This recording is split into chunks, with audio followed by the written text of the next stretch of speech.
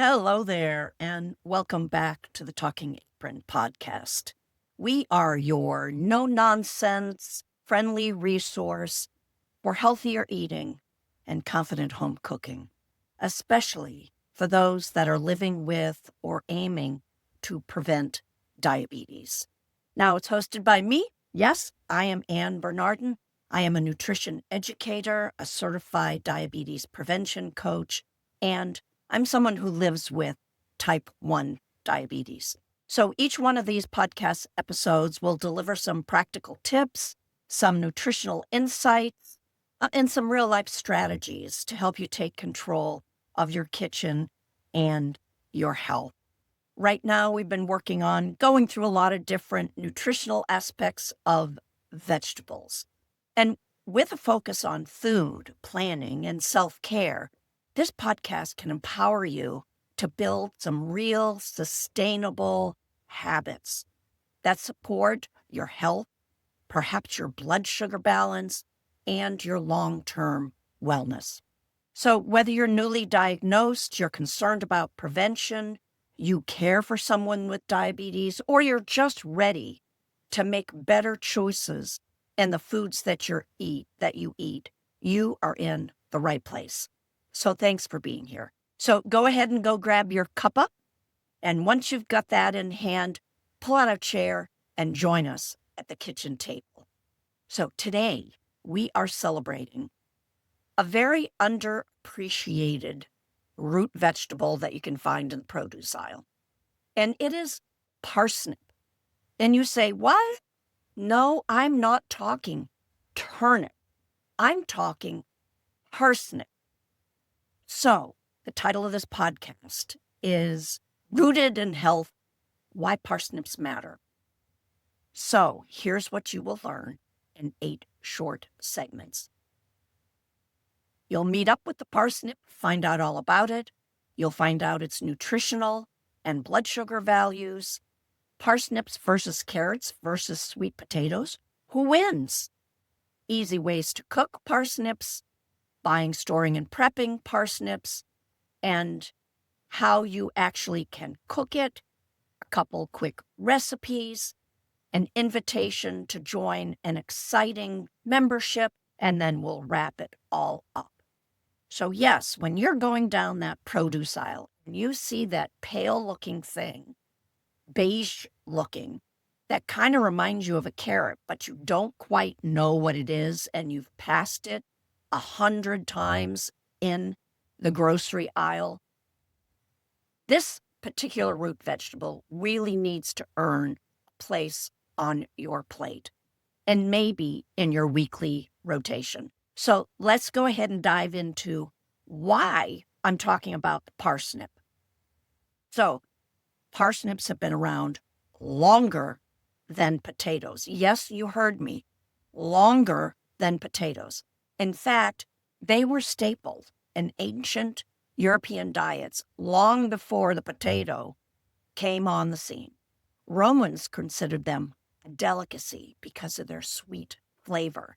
And in medieval times, they were even used as a sweetener before sugar came into the arena.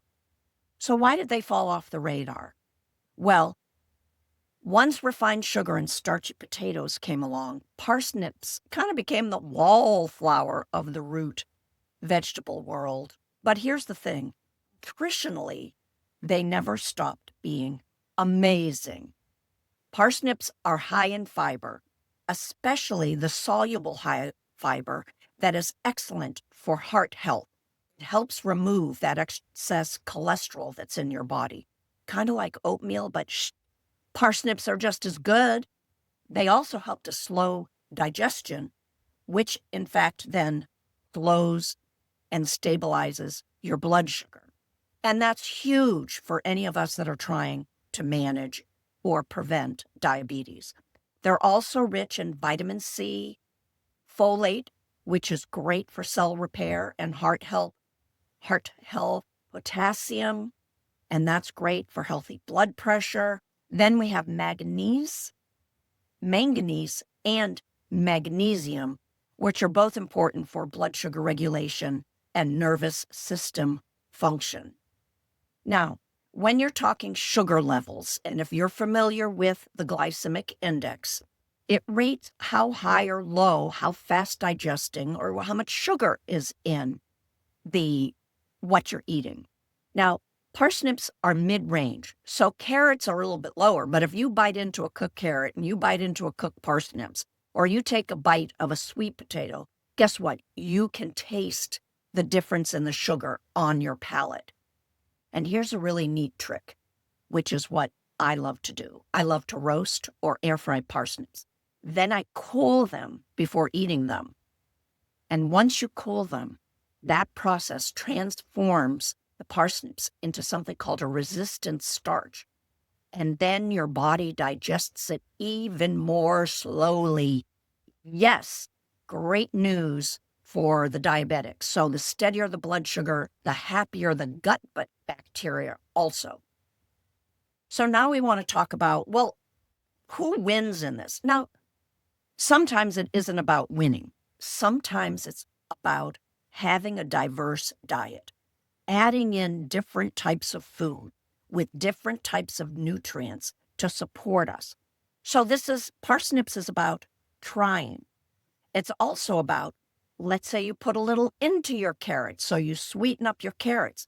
Maybe you put it into your sweet potatoes, so you make it a little less carbohydrate rich. So carrots are a little bit lower in carbs and sugar, and they have a lot of vitamin A, similar to sweet potatoes. Parsnips don't have that boost in vitamin A, but they do have a lot of really great, as I said, that soluble fiber.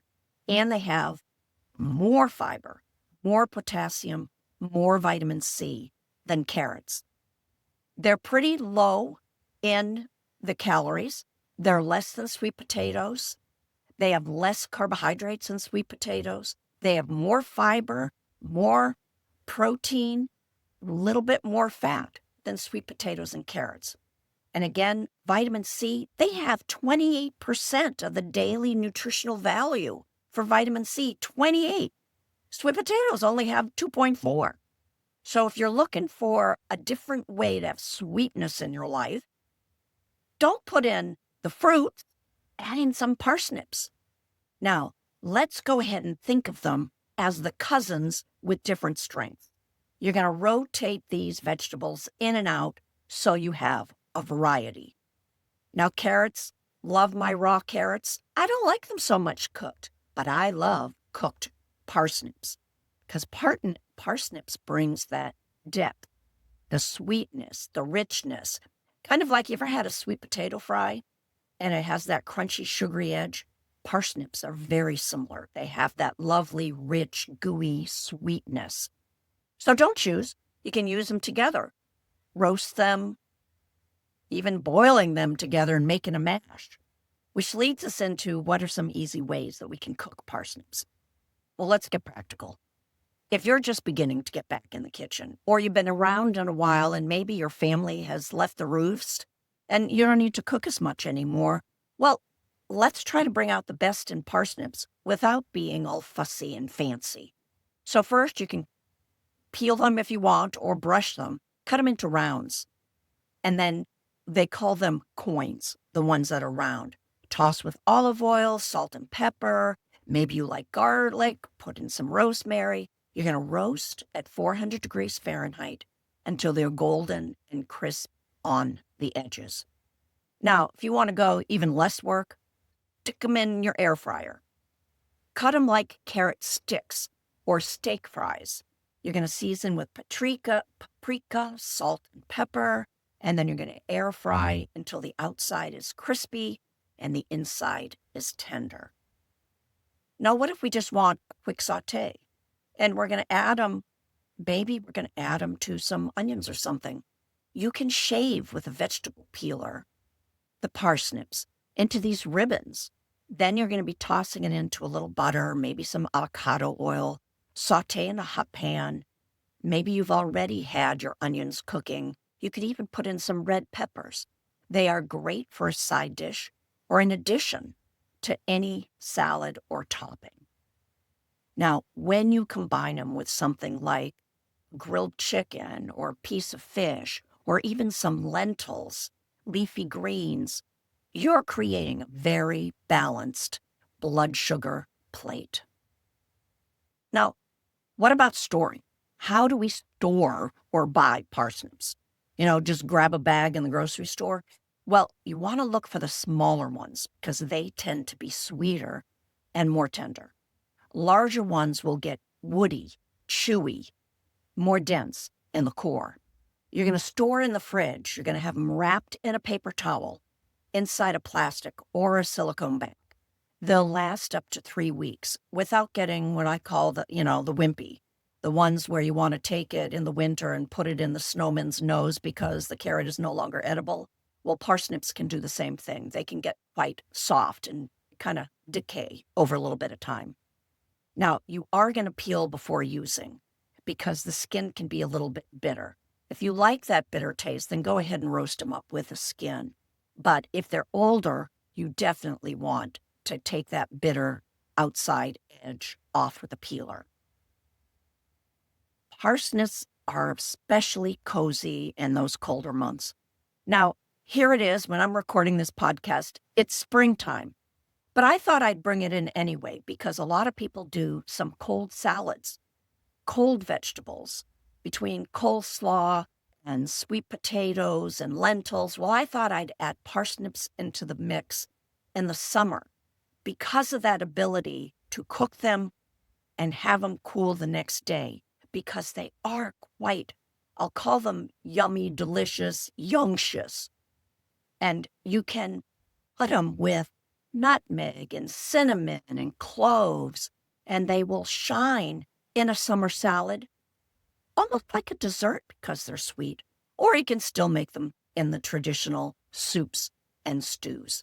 Now, if you're trying to eat more vegetables, but feel stuck in the broccoli, carrot, zucchini, circus wheel like a gerbil, parsnips might be an adventure that your taste buds need. Now, excuse me for a moment. My little pump is telling me to pay attention, and before it starts buzzing on you, thought I'd just take a look. So, if you're managing blood sugar and you're balancing between I really want to eat some comforting, some sweet foods, I don't want to eat salads every day or grilled asparagus, and you want to put nutrition in the mix as well, or maybe you're just trying to eat what I'll say closer to the earth, because carrots are that root vegetable. Parsnips, underrated, and it really deserves a second look. Now, before we wrap up, I have a quick invitation for you. If you've been enjoying these episodes and you want more support in building your food confidence, especially around keeping your blood sugar stable or adding more nutrients to your meal to have a longer, better health life, to support your body, consider becoming a founder as a member of Kitchen Table Talk. This is the Talking Aprons membership, our new community. And you'll get exclusive podcast episodes, mini courses in foundational nutrition and diabetes education, workshops and kitchen tips, monthly group chats, and a whole lot of encouragement from people like you. Right now, the founding membership is only $23.99 until June 30th, and then the price will go up to $49.99. So if this sounds like something you would want to join, grabbing your cup of coffee, sitting around a table, and learning at your leisure how to take care of yourself, how to eat a little bit better, then reach out at kitchen@thetalkingtable or message me either through YouTube, where you're following, or on Facebook. So as we wrap up about this terrific root vegetable, here's your challenge this week. Pick up some parsnips. Peel them, roast them, cool them, taste them a number of different ways. And if you love it, welcome it into your vegetable rotation, because sometimes a small change, like trying something new, can be a start of something really nourishing, delicious, and just right for you. Thank you for joining me on the Talking Apron podcast. Again, I'm Ann Bernardin, reminding you that every meal is a chance to care for yourself, one bite at a time. So until next time, take care and keep cooking with heart.